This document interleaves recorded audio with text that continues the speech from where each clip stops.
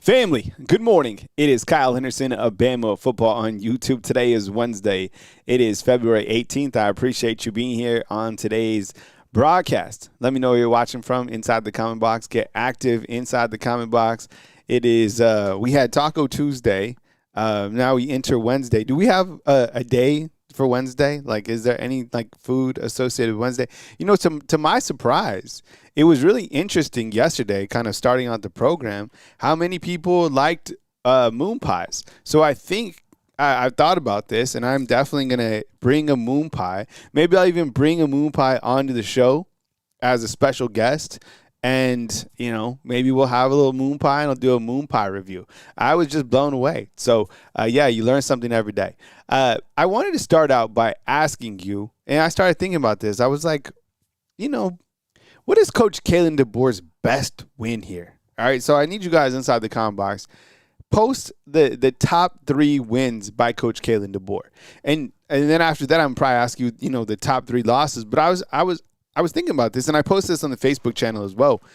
And it seems to me like the biggest win that Coach Kalen DeBoer has had in his young career here at the University of Alabama is, I think I automatically think the win against Georgia. And you're like, well, which win, right? Yeah, he's beat him twice. I think being 2-1 against Kirby Smart is pretty damn good, right? I don't know which one was more impressive, the win over there, the win, you know, in 2024 over here. I think they were both impressive. I think that the first one, I don't want to be so quick to say the second one, because the first one, like, man, we're going to remember that game for the rest of our lives. I mean, everything that happened in that game was wild. And the way that they played in the first half of the game, I honestly thought that team would win not only the college football championship, but the Super Bowl. They were that good. And then Georgia took the lead at the end. And, you know, the dramatics kind of made it what it was. The second win against Georgia, that game was a statement road win. And I think the best thing about that one was it showed that this team can win on the road in a challenging environment. Because in 2024, most of their games on the road, you know, against teams, they didn't come out on top. That was something that we were worried about. So that kind of set the stage. Plus, man, this Georgia team this past year, I mean, they were a playoff team, right? They're a good team. That was a really good win. And I think probably what gives that win the edge, so we'll say on the road, because they snapped Georgia's 30-some game home winning streak. That's hard to do. So I'm going to say 2025 Georgia. And then I'll say the second win against Georgia. And then I guess the third biggest victory is probably, I think that's easy. I think that's Oklahoma, right? The playoff game, which is not a bowl game, we determined, right? We came to an agreement that that's not a bowl game. So that's how I kind of have it. But number 4, I don't know. I was like, well, what's the 4th? Let me see what you guys are saying inside the comment box. And again, good morning to everybody inside the comment box. What do you guys think? Okay, 2020. Yeah, Keelan Russell says 2024 Georgia. Yeah, I mean, anything against Georgia, right? You know what also was a really good win was just the win this past year at Auburn. That might be the 4th biggest win, right? Yeah, I think that might be maybe the 4th biggest win. So kind of to recap, Georgia on the road, Georgia at home, playoff at Auburn. Because it's just hard to win at Auburn. Like, any type of game over there is going to be challenging for all whatever reasons, right? So, yeah, that's how I have it. But I was then I was like, huh. Then I went to the weeds, and I was like, man, well, what are the worst losses, right? And so I quickly put together this graphic, and I'll show it full screen. Here's kind of, and this isn't like completely ranked in either fashion, and maybe we could rank it. Maybe it doesn't matter. I don't know. But, okay, best wins on the left and then worst losses on the right. So we kind of talked about the wins. Other wins I had included, this year against Tennessee. That was a really good victory, I thought. 2024 at LSU on the road when Millie went crazy running the ball. The win against Missouri, I thought this year was really good. I mean, that was a good football team, right? Being able to win on the road in Columbia. Against Vanderbilt this year, that was a tough game.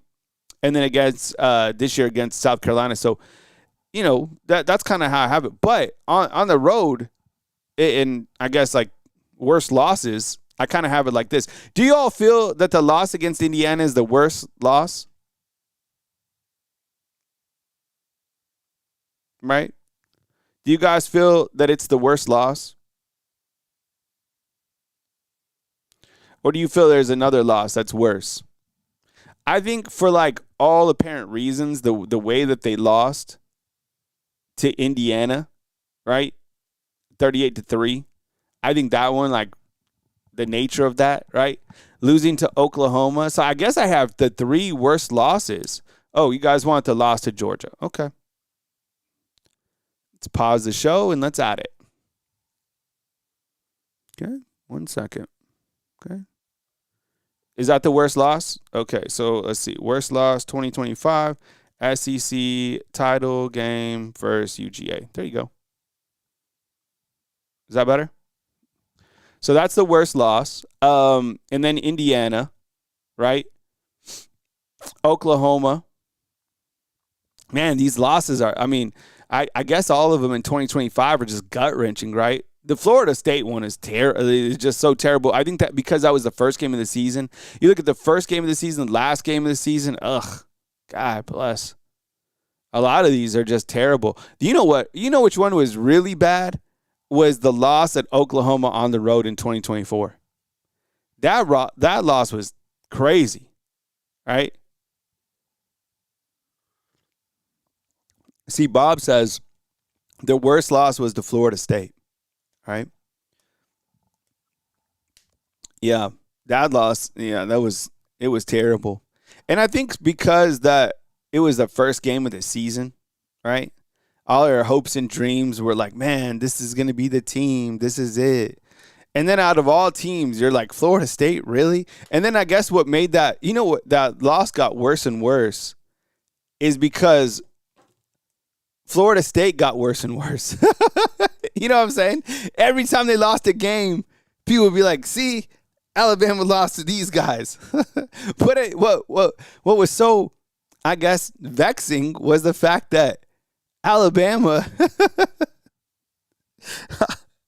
man, I guess like Alabama was getting better. Florida State was getting worse.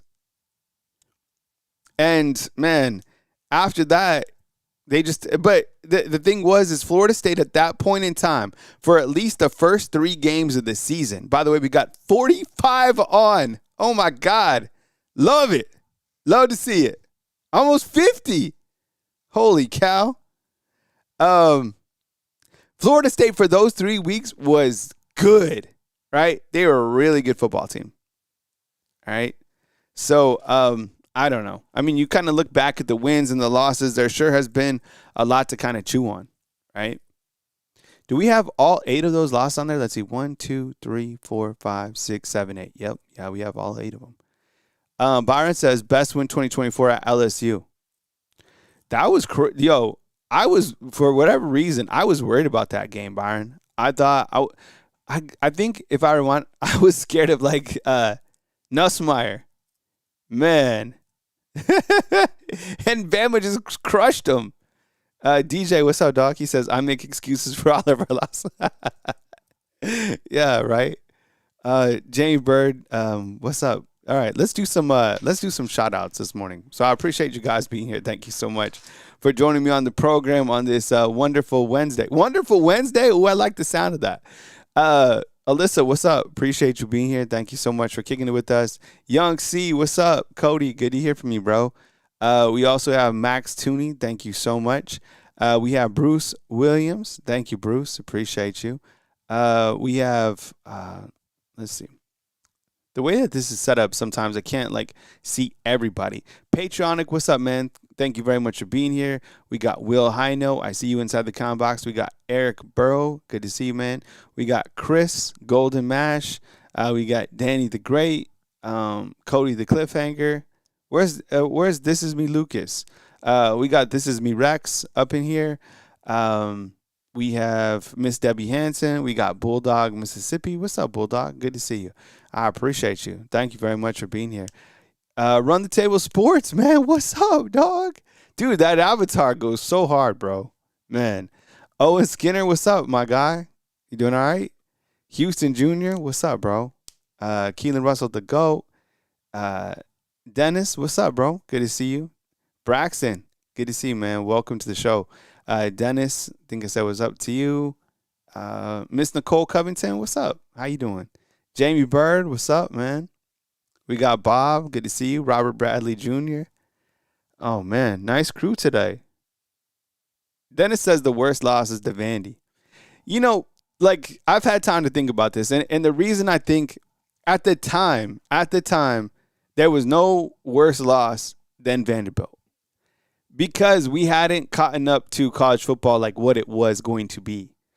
So if you rewind to 2024, that Vanderbilt team, we thought that they were the Vanderbilt of the old, but they knew that they were the Vanderbilt of the transfer portal and NIL world. And then, that's how we view them now. They're a good football team. And they played great that game. Very opportunistic, right? But at the time, it was like, man, this is like the worst that it could ever be, right? I get it. Rocket Town, what's up, man? Appreciate it. Thank you so much for rolling through, as always. All right, Ryan Harris, what's up, bro? Good to see you, man. I got your email too, by the way, Ryan. Thank you, man. Next time I run into some audio, dude, I'm hitting you up. All right, I have to get you down to the studio. You can look at this operation. You see, be like, oh, wow, this isn't even supposed to be working, Kyle. All right, man. Okay. So yesterday we finally, man, didn't it feel good to get like some pictures from, on the football team? And you know what? I don't know if they're like calling it the fourth quarter program or not. Sometimes they change things. I would imagine they still are. I think these were like labeled under like off-season workouts, right? So it felt good because I felt like we've been needing like some football. And I lead off kind of with two of the photos that the University of Alabama shared. And you got Bray Hubbard and you got Rico Scott. And I talked about this, slightly, but I want to ask kind of the live crew this morning about, each of these players. So do you feel when you look at a player like Bray Hubbard, are you expecting him to be one of the best safeties in the country? Would you label him, I guess, as like a first team all SEC guy? Right? I probably would. I think that Bray Hubbard has all the characteristics of everything that you would want to be a team captain. And as I continue to talk about retention being a really big part of Alabama's now kind of ideology of where they're going, Bray Hubbard, man, this guy is him, okay? He's a wonderful person to represent the university. He's a hell of a playmaker. He played opportunistic in terms of, creating turnovers. I think he's got the hit stick ability. And I think what'll be great is he can kind of help mentor some of these younger players he kind of has that standard, right? So, Bray coming back, and we've gone over the safety position, and I think probably next week we'll start to do like position room breakdowns on the show. But a guy like Bray Hubbard really sets the tone for the defense, and I think helps the defense and probably the entire team kind of get off to a really fast start. That's why when I look at those first 5 games of the season, I strongly feel that there's zero reason for the defense not to come out and play with their hair on fire. You know what I'm saying? You look at Eastern Carolina. Bama's defense should 100% have the edge against Eastern Carolina's offense. Kentucky's offense going against Bama's defense, same thing. I feel the same way. Florida State, they have a new quarterback. They have a new offensive coordinator. But I honestly have Bama's defense as kind of the aggressor, the better unit against all these offenses right here, right? I really do. I know there's that Georgia game down there, but I'm just talking about the first 5. And I would even argue to say against Georgia too. So my point is when you have a guy like Bray Hubbard kind of setting the tone along with all the other defensive veterans, it gives you a kickstart, it gives you kind of a boost. Imagine by the time that these guys get through another spring football cycle and go into the summer season and then the football season, man, we got like some NFL guys on the defense, right? And we haven't even really talked about like Keon Sabb. He's another guy that has a lot of veteran experience, played a lot, and I know a lot of you are kind of itching for those younger guys to get their opportunities, and I think they will. But man, yeah, I would agree, Houston, and I think that's kind of what helps this kind of unit set the tone from the jump. Now, we have a lot of offensive players that this could be a breakthrough year for. And I start with a guy like Rico Scott, right? Rico Scott, man, I really don't know who the fourth or third wide receiver is going to be. I kind of feel like it's going to be Noah Rodgers, but I also can see Rico Scott or even a guy like Tyler Henderson who just got added to the room, another guy who gets opportunities. Rico Scott, man, he's a guy that we definitely have to be. I'm sure you're curious about him. I'm curious about him. And when my ears really perked up about Rico was when we heard that he's got that speed, right? The vertical threat game is there. And I think he has a lot of playmaking ability. He just really hasn't had the opportunities yet with the football. And he played in over 200 snaps. I'm talking about Rico Scott here on the right. He came back. And I think, you know, I would have missed out on Rico if he would have went somewhere else. I would have labeled him as a loss if he would have hit the transfer portal. Now, I know he doesn't have a lot of production, but I think that he does have size, like upside. And I think, you know, we'll see what he does. You guys excited for Rico Scott? I don't want to lose sight about Rico Scott. I know all these other wide receivers are coming in and stuff like that, but I'm like, man, I don't want to lose sight of Rico. See, and like we have 3426 inside the comment box, and he's just like, I think Tyler Henderson, and that's the thing. I'm wondering kind of the same thing because when I watched Tyler Henderson's tape, bro, I was like, man, this guy is good. You look at Noah Rodgers, I think he's good too. So now if you think about it, we got Ryan Lazzie, Noah Rodgers, Tyler Henderson, Rico Scott, right? Then you also got like a Derek Meadows. You got a Cedarian Morgan. Now there's a lot of competition in that room, and the ball can only be spread around so much. Hey, Will Hino, thank you so much, bro. I appreciate it. Yeah, thank you. It's a super, bro. Yeah, that'll get you into the raffle as well, Will. So I appreciate you, man. Thank you so much for always supporting us right here on Bama Football on YouTube. Yeah, thank you. Houston, what's up, bro? Houston says this. I feel Rico can have a Jeremy Bernard effect, but with more speed. Yeah, man, I don't know. I'm really wondering about Rico. I hope that he has a season that I think he could have. I don't know, right? So those two guys entering another year at Alabama, love to see it. Where did those photos go? Huh. That's weird. Let me see what happened over here. Because I wanted to talk about these guys. What happened? All right, let's see. Oh, there we go. I don't know what happened right there. If you caught Wake Up Bama this morning, I started looking through the photos that University of Alabama had sent out, right? And I was like, man, that's a sophomore. That's a sophomore.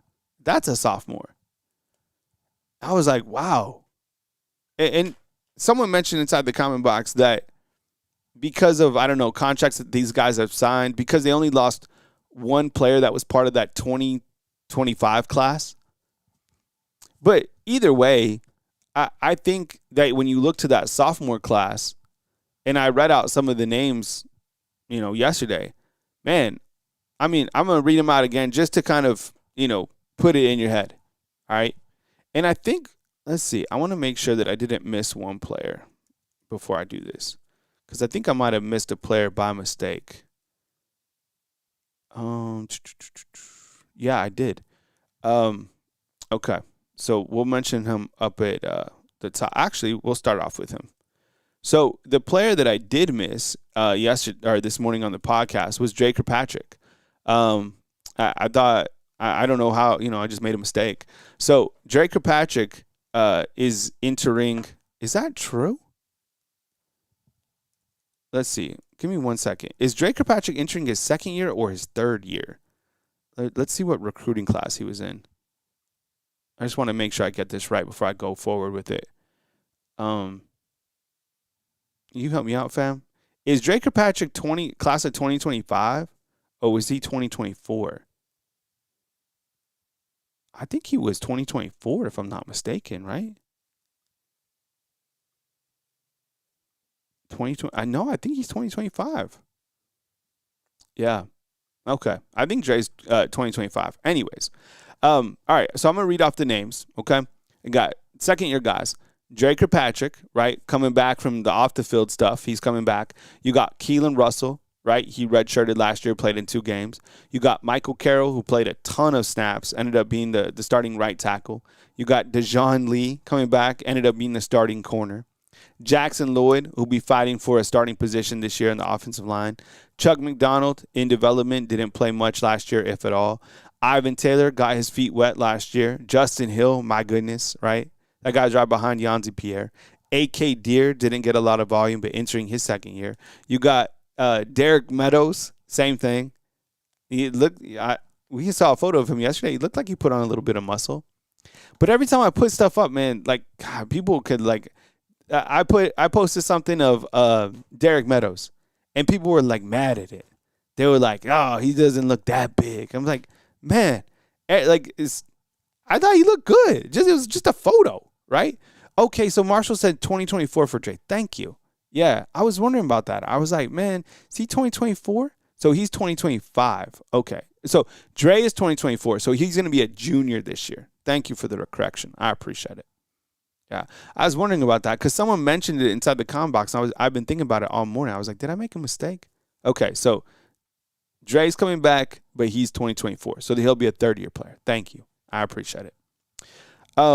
Okay, Derek Meadows, Caleb Edwards, Daryl Duke Johnson, Fatoa Henry, Lazier Brooks, Stephen Boumwa, Marshall Pritchett, Luke Metz, Abdul Sanders, Mal Waldrop, London Simmons, Alex Osproff. Isn't that wild? To me, that's a star-studded sophomore class, right? Man, and I think I'm just shooting from the hip here, but if I was to say guys who are going to go into the NFL from that class, okay, just right now, far out, I'd say Keelan Russell, Michael Carroll, Dejon Lee, Jackson Lloyd, Justin Hill. That's 5 for sure. Lazier Brooks 6. I don't know. London Simmons 7. I guess depending on what happens to A.K. Deere and Derek Meadows 8, 9. Caleb Edwards. Yo, am I tripping out? Do you see what I'm saying? I think that this particular class, should they stay intact, is going to be incredible. They're like the baseline, right? I'm really excited about these guys. And a lot of these guys are going to get the opportunity this year to really continue to not only if they were starters, but, have some breakthrough type games, breakthrough type seasons. Like, I don't know, a guy like Jackson Lloyd, right? A guy like Ivan Taylor, a guy like A.K. Deere, maybe one of those inside backers. I don't know who it'll be. And then guys who we already saw have good freshman seasons, man, how good are those guys going to be this coming season, right? Michael Carroll. How good is Michael Carroll going to be this year? What about Dejon Lee? It's wild to me that those are second-year players. Justin Hill, right?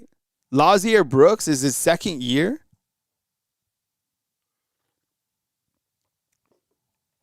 And London Simmons, too. Man.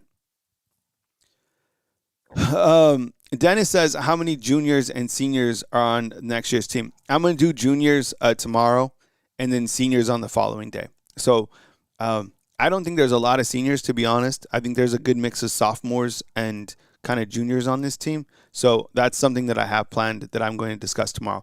And yes, tonight we will do the watch along. So we'll be in action tonight as Bama takes on Arkansas, who's number 20, tonight at 6 p.m. Central Time. So come here, hang out. 6 p.m. Central Time for a basketball watch along. If you haven't come for a basketball watch along, you should. It's fun. We have a really good time. Do some play-by-play. This is a big game. I think if they win this game, we'll talk about basketball here in a second, but I think if they win this game, they continue to kind of cruise on out and win the kind of the back end of their SEC, going into the SEC tournament. So kind of getting back to that super sophomore class, would you agree? Yes or no? Like the future, and I guess I started thinking about the sophomore class because of like what the national analysts were saying about Alabama kind of trending like in the opposite direction.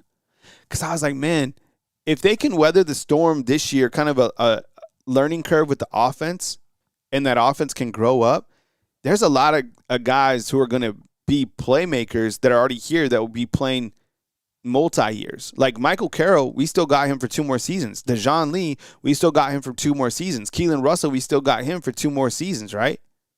A.K. Deere, Derek Meadows, all those guys, Caleb Edwards, London Simmons, right? Like we got those guys for 2 more seasons. I don't know.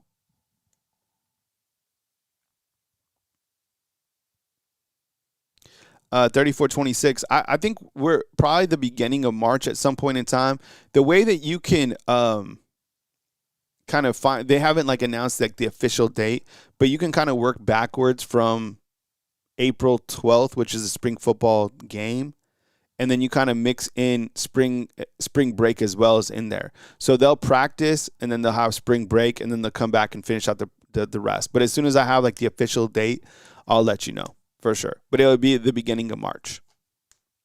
All right. No, Dennis, you're good, bro. No, I was just thinking about that as well. I was like, the next couple of days I could do like something that I did in sophomore class with the juniors and so forth. So all good. Not a problem at all, bro. All right. As I was discussing, it's like this is Derek Meadows right here. This is Michael Carroll. Right? Like all of these guys, this is my favorite. I told you this is my favorite photo is Daryl Duke Johnson. I want to print this out and put this in my room. This is tight. This is like in Alabama football, they usually do their February pictures black and white, which I love. I love black and white photos. Like all my pictures of like, my family and stuff like that I have in the house, I like to, if I'm printing something out, I like to do black and white. So here's Derek Meadows entering his second year, and then this is Michael Carroll, right? Dennis says about Grubb, anything can change for sure. Like we didn't have as strongest feelings of negativity about Kane Womack after his first year. Like we weren't like thrilled that, about year 2, but he turned it up. So look, with a new quarterback, with a new offensive line, right? You brought in a lot of, kind of assistants underneath it that are passing game coordinators, right? This and that. Maybe it'll be better. The running game certainly can't get worse, right? So, yeah. I mean, I'm hoping it does for sure. Because we can't go back in time, but I clearly remember that we were pissed off about Kane Womack. And now we don't want Kane Womack to leave. I know there's some people that feel, I guess, that Jeremy Pruitt, they're still hoping that Jeremy Pruitt just comes over and takes over Alabama's offense. But I don't think that that's going to happen. I think people are just thinking that it will. Right? Have you guys heard anything else on Jeremy Pruitt coming over? I don't think that's going to happen. I like Kane Womack. I think he's done a good job, right? Not to say that I don't like Jeremy Pruitt. I don't think that Pruitt's coming here. All right. Thanks to our live show sponsors. I appreciate you guys. From Patriot Life all the way to Miss Anita Waters. Thank you so much for sponsoring the show. We really appreciate you guys each and every day. Thank you so much. And thank you to William Highnote for the super chat today. Thank you. I really appreciate it. Also, we have a raffle taking place. We got Mossy Boy who jumped in today, and Will Highnote, I got you in. So we got 2 people in the raffle for Friday. And we will do the pinwheel drawing between Massimo and Will Highnote for this undefeated hoodie. Right, $10 to enter, up to 3 opportunities. Super chats will get you in the door. Also Venmo, Bama_YouTube, Cash App, Bama YouTube. Right.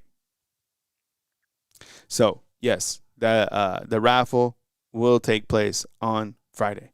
Okay. Alabama and Arkansas takes place tonight.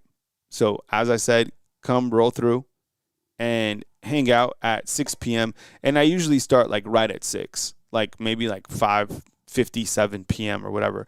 And we'll do some a little preview, and then we'll jump right into the game. And Matt just met in with the super chat. He says, seek ye first God, and everything else will be added to you. Oh, thank you so much. Yeah, I love the spiritual uplifting. I appreciate it. Thank you so much, Mattress Matt. I think, do we have 2 Mattress Mats that are in Mobile, right? Yes, you can still enter the pinwheel all the way up till Friday. Yeah. So tonight, just a reminder, 6 p.m., you got the watch along right here on Bama Football on YouTube as Alabama takes on Arkansas. And Arkansas is ranked 20th. Nados has called for, the house to be absolutely packed. Houston with the $3 super chat. I appreciate it, man. Thank you so much. Yeah, appreciate you, bro. And I think that if Alabama beats Arkansas, you kind of look at the rest of their games, I think it kind of, gets them hot for the SEC tournament. They're playing a lot better. They won their last 4 out of 5 games. The Bediako stuff is kind of out of the way. And, we'll see what happens. So, all right. Well, coming up next, I will take your calls. And but first, I wanted to read out Sleeper, who's our sponsor, right? So please download Sleeper. It's a great app to play daily fantasy sports. You just download the app for free and you get $20, which you can use on daily fantasy, right? More or less picks. The promo code is tailgate. That's the promo code that you have to use. And a really cool feature that Sleeper has added just recently is team picks. So here's an example of Alabama versus Arkansas. You can go on there and just kind of look at some data points between the 2 teams, and you can make your picks right on the app. And you can also use that app for fantasy football, which I do. I absolutely love the Sleeper app. All right, I won one of my fantasy football leagues, and I made it to the Super Bowl in the other one. So the promo code is tailgate, and thank you very much for supporting them. All right, I'll be back in 2 seconds, and we'll set it up, and I'll take your calls right here on Bama Football on YouTube.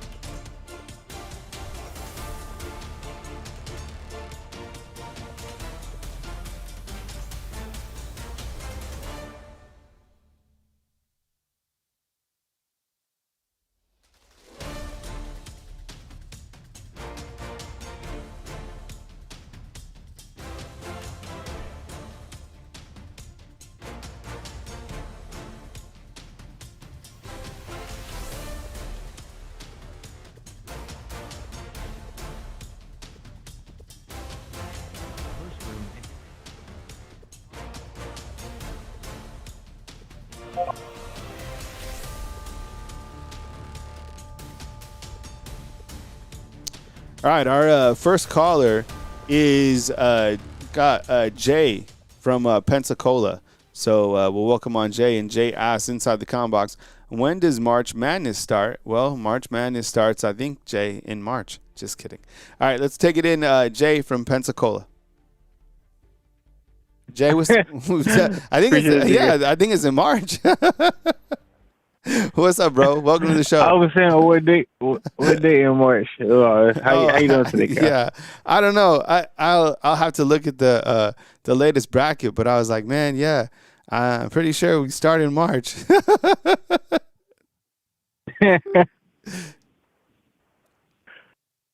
I'm very excited about this sophomore class. I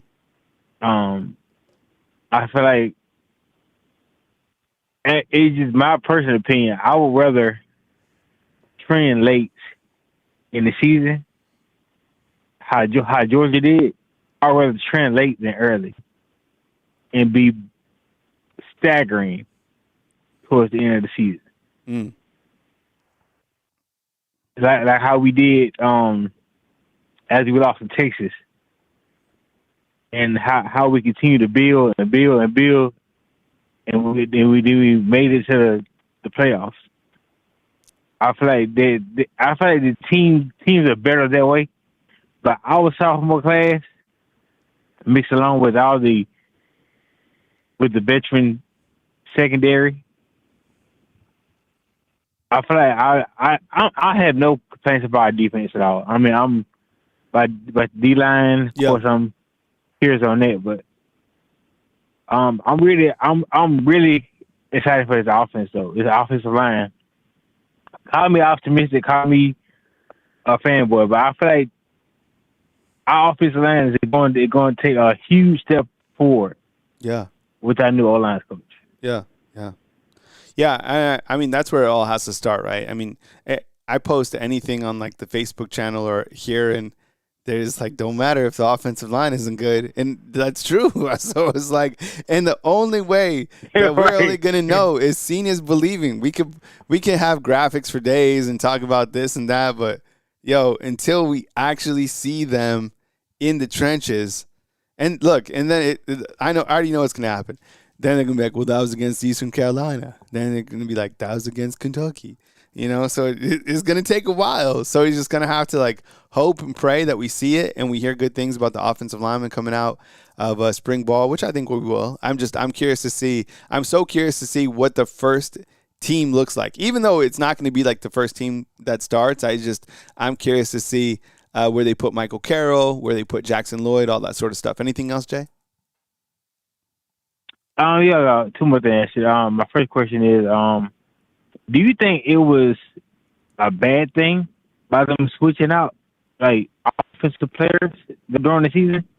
You think it's a bad thing? I mean, towards the end of the season, because we never knew who was our first team we knew our key players. Yeah, but them switching out different players.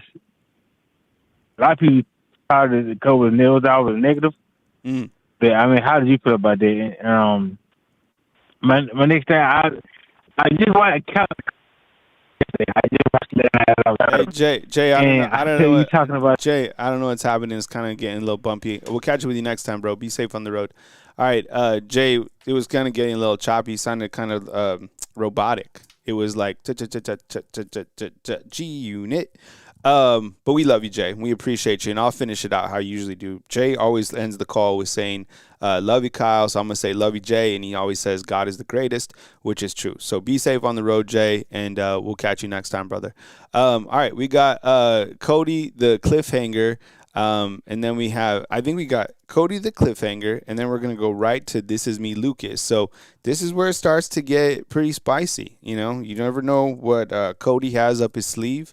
So without further ado, Cody the Cliffhanger from Crestview, otherwise known as Triple C. Triple C, what's up, dog? Hey, Kyle, how have you been? Dude, what about that nickname on the fly, dude? Cody the Cliffhanger from Crestview. Triple C, how do you feel about that? You like Triple C? That's not bad because my email has 3 C's. Oh, shoot, man. Dude. When people do it, they said, oh, I want to make it, like, very unique, but I want to make it very challenging Yeah. for people to say it or use it, because the reason why is it's not generic. Yeah. No, I get it, man. Triple C. And so, I like that. yes, Fits you good, dude. Triple C. yeah. So, I have 5 things to tell you. I pops off from my back of the brain. One, Okay. Adrian Clem said good things about our offensive line and everything. They said that he said, and I quote from to the media. He said, "The people at Alabama are like, they're hungry. They're actually like they're willing to be here for the Tide. Like literally, these guys are like they want to prove something in their life." And he says, "This is what I like when I'm training, specific O-line guys. Is these guys are ready to be in the next stage of their life, going to the pros." You don't see a lot of people wasting their time in that O-line room. They're like they want the smoke and they want it.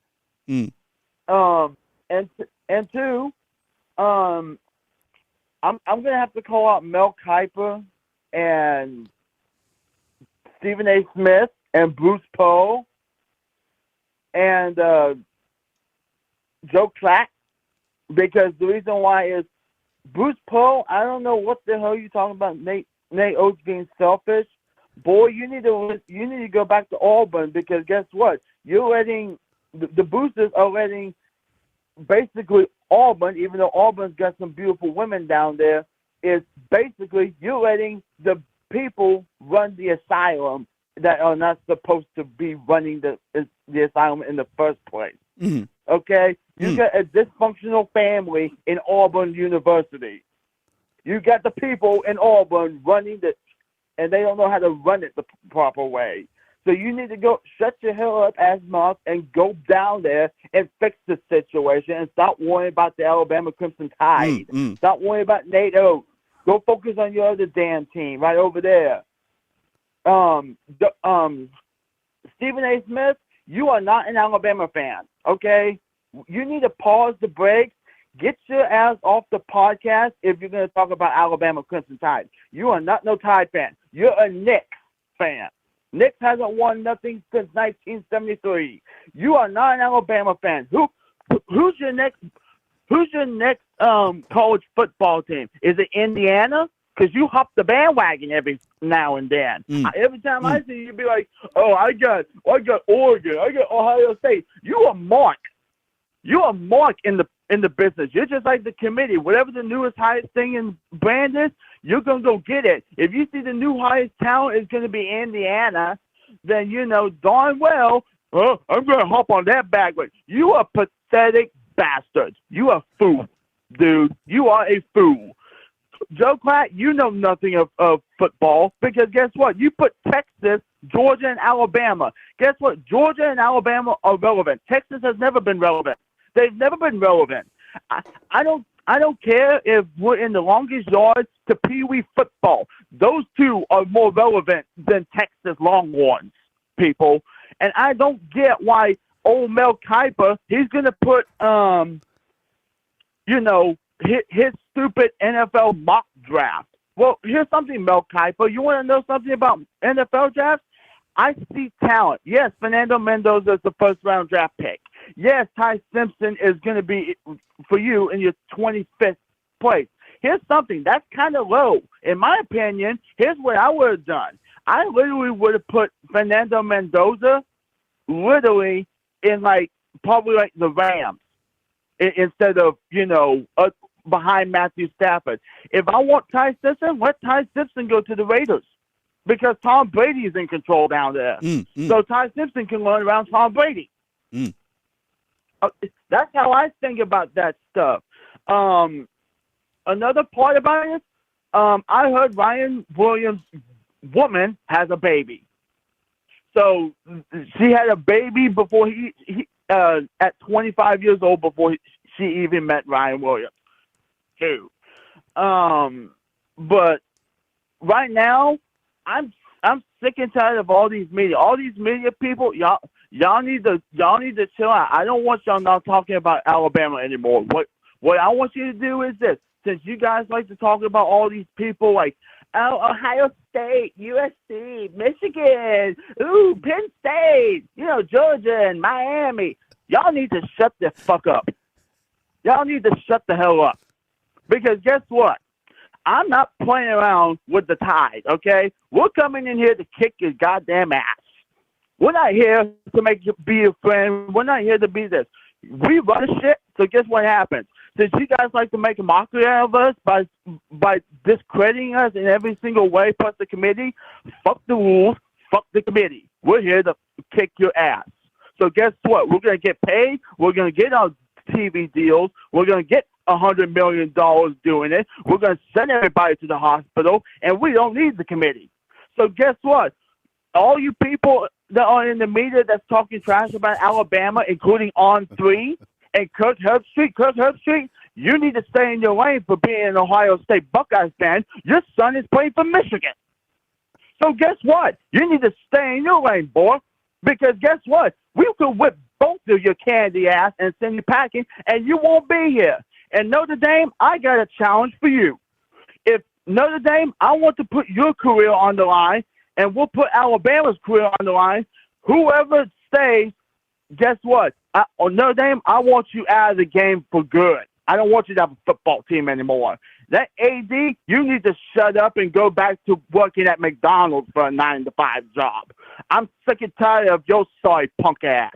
You need to shut the hell up. I don't care if you could become the water boy from the water boy movie. You fucking jabroni. So there you go. Pass on that, Kyle. Yeah, it's a lot to chew on, man. I appreciate you, Cody, man. Thanks for calling in, brother. We'll catch up with you on the other side, bro. Thank you so much. All right, Cody. No problem. Cody, the cliffhanger, and his new nickname is Triple C. Yo, Triple C, yo. You know what? Cody was just like this. Say hello to my little friend. Man, he literally, who didn't? Yo, I'm glad. No, we were safe. He didn't come after me. He didn't come after you, right? But everybody else got some, right? Maybe it should be Cody, say hello to my little friend, bro. Whoa. What a call from Crestview. Man. I mean, look. You come after Cody's team, Cody going to come after you. And that's just how it always rolls. Whatever. Yo, Quincy, what's up, dog? Yo, my boy, Quincy, dude, call in, Quincy. Call in, dude. Come on. Man, that was good. That's how it goes on Wednesday. You know what I'm saying? All right. You know what? Now at the plate. Baddick. For the undefeated lineup, we got This Is Me, Lucas. Lucas, what's up, brother? What's up? I want to say this is me, Lucas, calling this from Georgia. Yeah, no. So for Lucas, this forever, you are gonna say, "This is me, Lucas," but I'm gonna still be like, "This is me, Lucas is on," and then you're gonna say, "This is me, Lucas." It has to stay like that. Okay? Is that cool? Is that a deal? Yeah, that's fine. All right, that's fine. Welcome to the show, brother. So, thank you. I mean, I love the last caller. I mean, he just answered my questions. What I said, I would have done the same thing, just like the last caller did. I mean, he's right. I mean, I had enough with all these announcers. It's time to get some football. Leave our team alone. And if people think Bama's broke, or we cannot get these players, I want you to look again. I want to ask you this, Kyle. Do you have Alexa? I used to, not anymore, because every time I would talk and I would like say Alexa, it would like go down, and then it would think I was talking to it, but I wasn't. But I used to have one, and I'm not hating it. It was good, but I don't know. I kind of went away from it. Okay. Do this then. What type of phone do you have? Apple, like iPhone. Okay. If you go on your iPhone, maybe do you have Gemini or Siri, and ask Siri, is Alabama broke? Does Alabama have money? And this should tell you this. Uh-huh. Oh yeah, no, Bama's not broke. Oh, Bama does got money. Oh, Bama is broke. They should tell you. people don't want to understand because Bama's not getting this player, or we expect Alabama to go on a bidding war. Oh yeah, they're missing on some guys. Oh, they're broke all of a sudden. They can't keep up. Oh, they're poor. Oh, we brokies. No, Bama is not broke. I mean, I don't know all these people get this from Bama's broke. I mean, I'm just sorry, but Bama's not going to go on a freaking bidding war with some of these guys. Yeah. I don't want my coach to do that. Yep. Because that just shows me what type of coach I have. Oh, my coach likes to go on a bidding war. That doesn't make your program look good. That makes your program look bad. If you go on a bidding war. Yeah. And if we don't, we don't. I mean, try getting another player. There was other players out there in the sea, not that despicable player. I mean, come on now. I mean, I had enough of this, especially because the reason why I said that is because of Texas Tech, through calling on Alabama, Alabama cannot keep up because they're so poor and we have money. They can't keep up. You know what? I'm sorry, I better pull the last caller, Rampage, but I want that dude to shut his freaking pothole and shut his mouth about Alabama, and we are not broke, you stupid bitch. And I'm sorry, and I'm just pissed off, and everybody thinks Bama's broke. We are not. Like, are we on the level just like Texas? Probably not. But I think we are B average come to money, but we're not broke. You know what I mean? It's just what do you think about that, Kyle? Yeah, I mean, look, I think I know when people say Alabama is broke, I think that Alabama has been able to utilize the funds correctly. And what I mean by that is we did recruiting well, we did retention really well, and we did transfer portal by taking care of needs and adding on a couple, cherries on top. So yeah, I think, and look, you paid DeBoer, right? You got top-level assistants. Well, I don't understand, where they're poor at because you didn't want to spend $5 million on Cam Coleman because you didn't want to be held at ransom by, the running back that went to Texas or whatever. Come on. I think if you were losing more players retention-wise, then I think that would kind of tell a bigger story. But I don't necessarily think that Bama's broke. And, the university is not broke. The basketball team isn't broke. So, no, I think they're just in this new world of having to deviate between needs, wants, and what's realistic and what you got. I think they've done a pretty good job with the funds that they have. Now, could you always have more money? Of course, right? You could always live a little higher on the hog, but I don't think that make you much better off, right? Go ahead. What else? Anything else? Okay. This is me? Yes, I got one more thing. If Bama wants to make money, maybe Alabama needs investment a 3D printer. Maybe they can start 3D printing maybe Alabama logos, or Alabama and just start selling them just for money. Then, if that's the case. So I mean, I just like I said, I just ignore that. Just keep on, just be happy with Alabama, what Alabama's doing. I'm not worried about it. Yeah, I appreciate it, man. Yeah, well, good call. Yeah, good follow-up call, man. I love when you call right behind Triple C, man. Keep doing it, man. All right, thank you very much. This is me. We'll catch you next time. All righty. All right. Okay, wow. Yeah, look, I mean, these guys are they're feeling it. You know what I'm saying? I get it. Okay, next up we got a 689.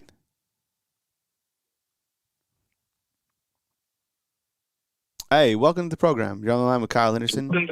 Who am I on the line with, and where are you calling in from? Hey, what's up? Hey, what's up, Kyle? Yeah, it's Derek, man. I'm calling from Orlando. You say Derek calling from Atlanta? Derek calling from Orlando, Florida. How you doing today, Kyle? Orlando. All right, cool, man. What's up, man? I appreciate you calling in for Orlando. Thanks for dropping in, man. Welcome to the show. Come with it, bro. Yeah, man. First of all, roll tide, brother. Yeah, absolutely. And my question for you, man, is I want to talk about the quarterback position because I know you mentioned earlier about Keelan and Austin. So my question for you is, if Austin Mack somehow wins the job, could you see Keelan Russell transferring out? And if so, where would you think he could end up if he does transfer out? Or if if Keelan wins the job, do you think Austin would transfer out? And where could you see him potentially going at? Yeah. I've thought a lot about this. I think that we're going to talk about the quarterback position, up until I would imagine that the quarterback competition even goes through the first couple of games until Alabama really feels confident in whoever is commanding the offense better. I don't think that one of these guys is going to just like bounce out or like disenroll or anything like that. I don't think it's going to be like that. Plus, that's not a good look for you overall from a brand standpoint. Like if Austin Mack wins a job, it doesn't look bad on Keelan Russell. It really doesn't. It just looks like, hey, they're giving a guy right now with more experience the opportunity to be the guy, and it's a very long season. Who's to say that the offense isn't doing what the coaches want, and then Keelan Russell gets an opportunity later on the season, right? Like, and it could go both ways. Right. And so, but I think what I'm scared about, and I can't answer directly, like, like where could they go? But these are like some hypothetical scenarios that I'll just play with you with. I think like if Ryan Grubb has a really successful year with the offense and he decides to go somewhere else, and Austin Mack, depending on, where he is eligibility wise in the NFL, I could see those two kind of branching out together. Right? That could be something that makes sense to me. And I 100% feel that if Ryan Grubb would have had a really good year here at Alabama, he would have already bounced out, right? He's going to have to stay and showcase that he can do it because he definitely wants to be a head football coach.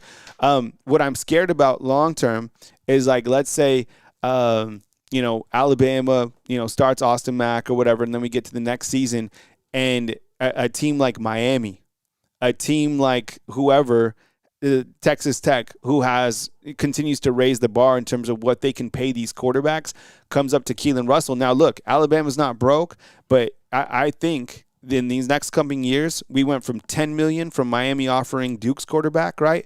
And whatever Texas Tech paid their quarterback, I think it's only going to go up. You think it's going to go down? You think all of a sudden they're going to be like, yo, the next quarterback is going to be like, yo, we're going to pay you $5 million. No. The stage is set for $10 million. And guess what? It's going to go to $15 million and then $20 million. Yo, if Keelan Russell down the road gets an offer for like $25 million for like one season, I mean, are you serious? So I don't know. Does that happen? Crazy. But I think they're going to let it play out. I do feel that Austin Mack was quarterback number 2 and he was above Keelan, but I think that kind of resets in the springtime. I really do. I think these guys are going to give him equal opportunity with the ones, and then we'll just see what happens. So, Keelan Russell, he's matured a lot.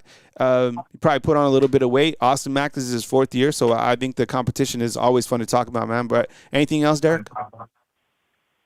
No, man. No, sir. Thank you, Kyle. Yeah, I appreciate it, man. Hit me up anytime, man. Thanks for calling in from Orlando. Take it easy. All right, appreciate you calling in. All right, we got 251, and then we'll take we got Quincy calling in as well. 251, you're up. Hey, who am I on line with, and where are you calling in from? How's it going, bud? Yeah. Kevin in Mobile. What's going on, bud? I'm sorry, I can't. Where'd you say you were calling in from? Hold on 1 second. I'll get a better. It's Kevin in Mobile. Oh, okay. Yeah, Kevin. What's up, Kevin? Can you hear me? Yeah, I was like, man, I thought you were gonna like look to see where you were at, like on your phone. I like had GPS. you on a speakerphone, man. I'm on. Yeah, okay. I had you on a speakerphone. I'm on a job site, but okay. Man, I've heard more cussing today on the show than I've ever heard since you've been on. What's everybody raging about? People are just pissed off for greatness. I've never heard this amount of profanity either, but people are just pissed off for greatness, I guess. But how's that job site looking, Kevin? Is everything up to par? Oh yeah, man, it's coming along. Good. It's big ass civic center. Yeah. So okay. Good. It'll be a couple more months before it's finished, but good. All right. Looking forward. But yeah, man, it's good times out here. If you want to come and get a job, Kyle, I can hook you up. Shoot, man. I'm sure you don't want one, though, do you? Well, maybe like in February, May, and June.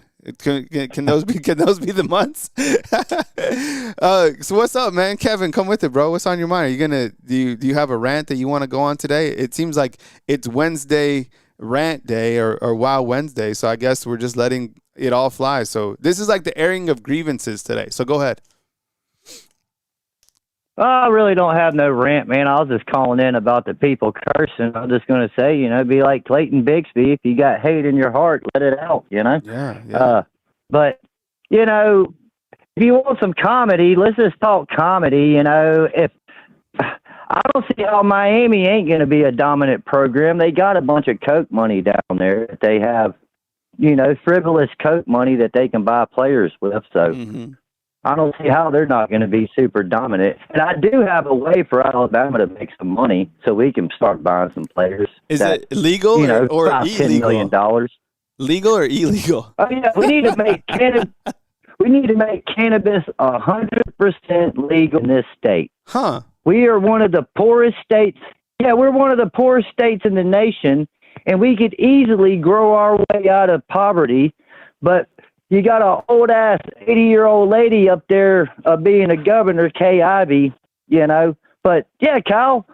Colorado makes a freaking $1 trillion a year off cannabis, at least $1 billion. You know what I mean? And if Colorado can do it over there, how come we can't do it here?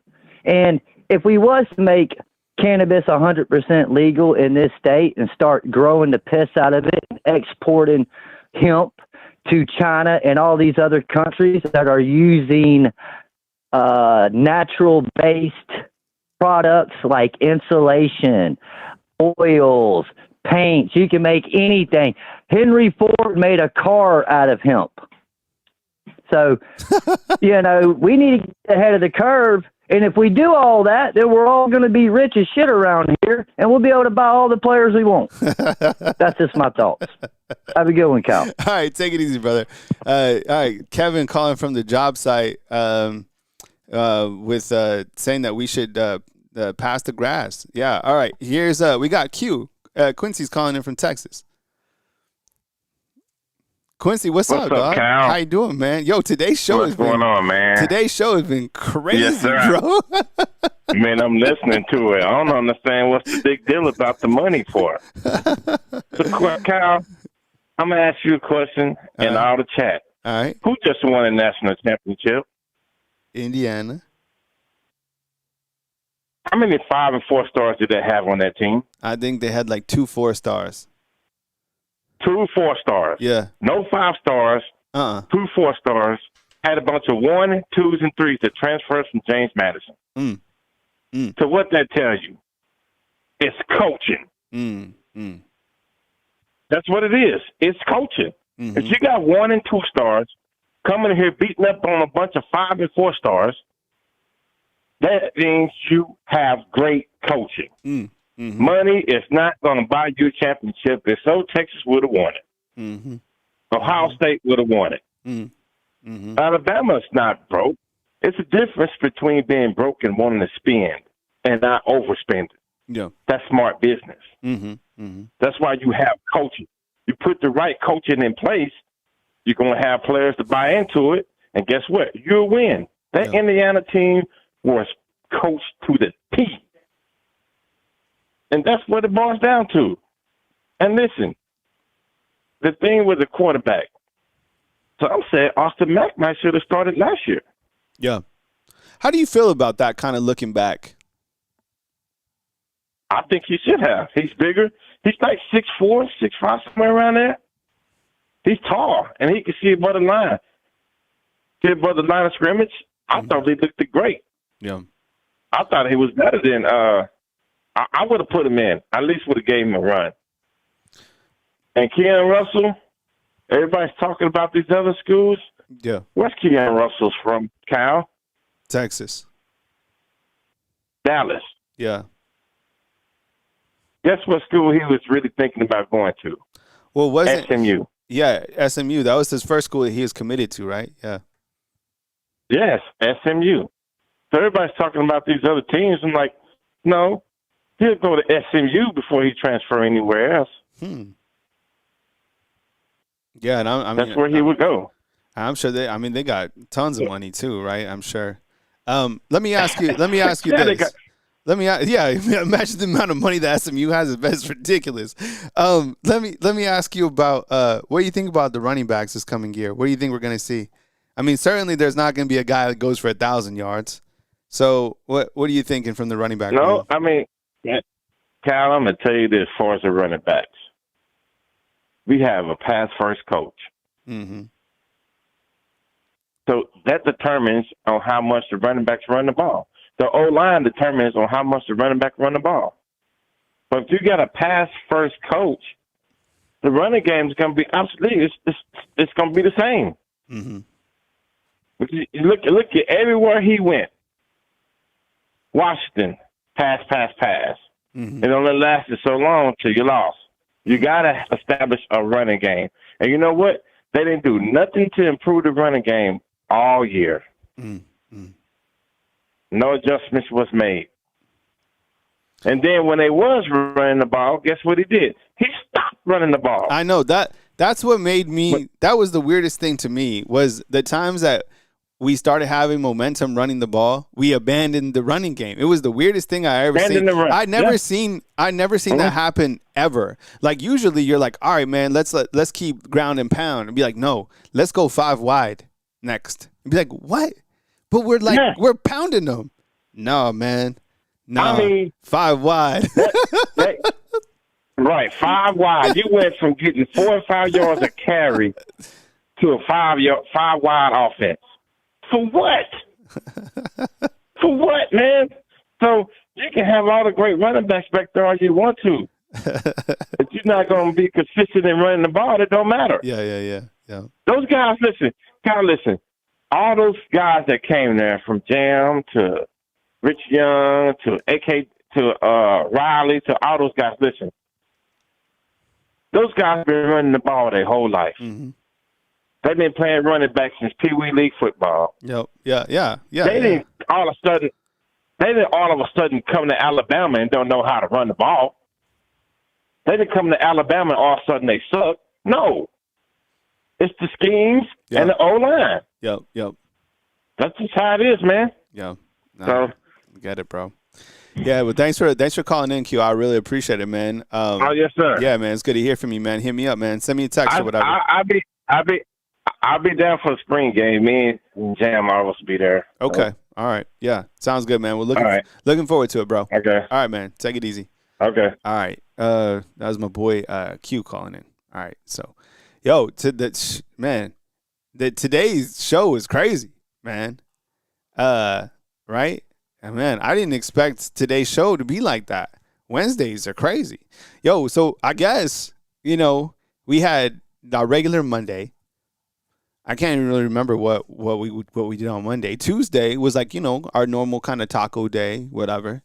You know what? No. Monday was hilarious. Monday show was funny, right? Tuesday show, not so much.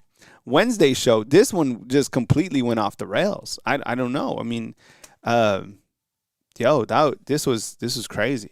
Yeah, the rewatch is gonna be dope.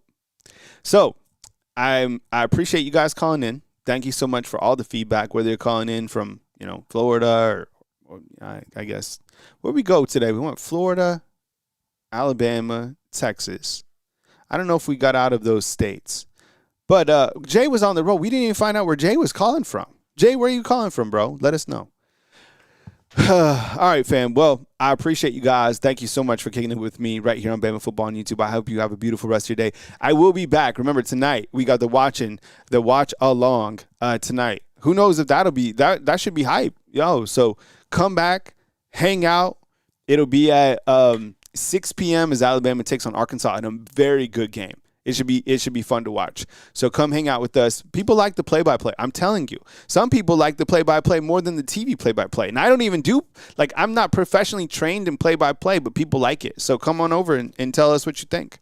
We got stats. We'll have, I'll have the stats and the play-by-play. You bring the snacks, and then we'll hang out. All right? I appreciate you guys. Thank you so much for kicking it with me today right here on Bama Football on YouTube. Coming to you from beautiful Tuscaloosa, Alabama on this beautiful Wild Wednesday. Man, Wild Wednesday for sure. February 18th, Kyle Henderson, Bama.